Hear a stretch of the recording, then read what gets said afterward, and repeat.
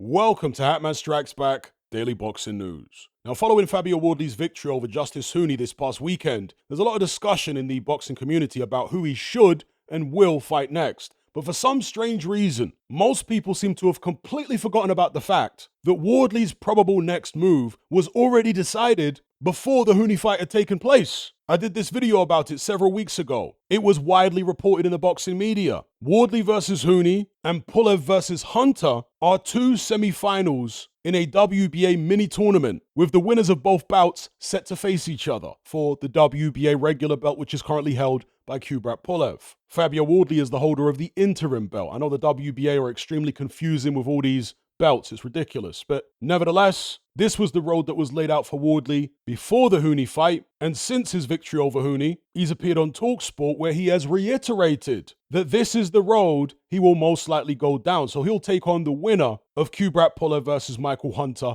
next in all likelihood. Now, he doesn't have to go down that road, although if he wants to keep his status with the WBA, he probably will. But if a better or wiser opportunity comes up elsewhere, he said he's open to that. But as things stand right now, Wardley said himself that the winner of Pulev Hunter seems like the best option. For several reasons. First of all, it's the quickest route to a quote-unquote title shot, because basically his next fight, if he takes on the winner of Pulev Hunter, will be for the WBA regular belt. But also because Kubrat Pulev is way past his best. The man's in his mid-40s now. And the same is probably the case for Michael Hunter. Therefore, this might also be the path of least resistance for Fabio Wardley as far as quote-unquote world title fights. In Pulev or Hunter, he will not be taking on an in-form fighter. I think in his prime, Michael Hunter would have absolutely boxed the head off Fabio Wardley, may even have stopped him. But that version of Michael Hunter probably no longer exists. He's been inactive, and when he has been fighting, he's been taking on obscure opposition in the wilderness and not looking particularly great. The days of him stopping Martin Bakole and giving Alexander Usyk a run for his money are a distant memory now. But perhaps Wardley's next move will be informed by how good Hunter looks against Pulev, and obviously who wins. If Pulev wins, and this fight between Pulev and Hunter is set to take place in the United States, by the way, if Pulev wins, I would imagine that Wardley's people would be more keen on that fight rather than taking on Michael Hunter if he wins, especially if he looks good. Because Fabio Wardley had an extremely close call against Justice Hooney, as we all know. He was being soundly outboxed. He did look dejected in there. And totally against the run of play, he managed to pull it out the bag. He's not going to be able to do that every time. He's now 30 years of age. How much can he really improve at this age? You know, Ade made a good point in a recent video of his. He said that Fabio Wardley and Jake Paul had a similar amount of experience prior to turning pro. And yet look at the level that Fabio Wardley's fighting at now compared to Jake Paul. Fabio Wardley's taking on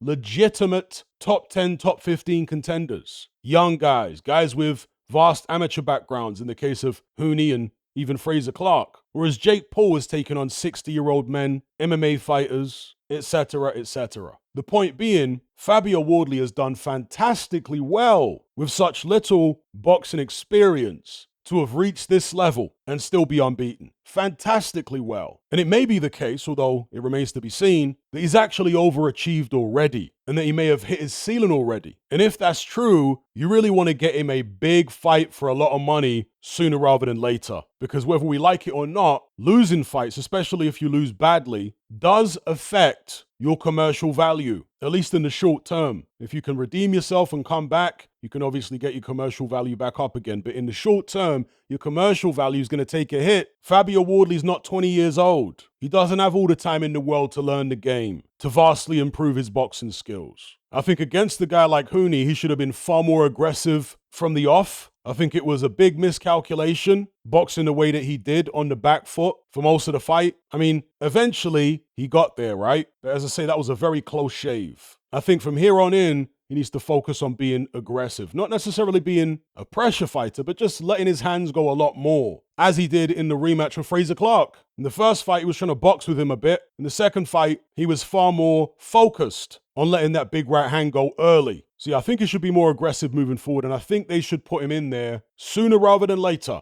in a big money fight, which necessarily would be against a very dangerous opponent, the likes of an Usyk or Dubois. So Let's see him get past the winner of Pulev Hunter if he can, and if he does, chuck him straight in with Duboro Usyk. Get him that big payday, secure his future. Win or lose, he will have done very, very well to even reach that position in the first place. Do you know what I mean? Whereas if you continue to try and quote-unquote build him, he could lose to somebody before he gets a big payday. Then he's back down to the bottom of the pecking order. And at his age, there's no telling whether he'll get another opportunity at a title shot and a big purse. Fabio Wardley, because of his lack of amateur background, is vulnerable to getting beaten against many guys in the top 10, top 15. And I can't see that changing anytime soon. Therefore, better to get beaten, if you are going to get beaten, in a world title fight for multi-millions rather than against another contender similar to Justice Hooney, where you're not getting paid all that money and it's not for a world title. Interim belts notwithstanding. Anyway, those are my thoughts. Leave yours in the comment section below. Don't forget to like and share this video and subscribe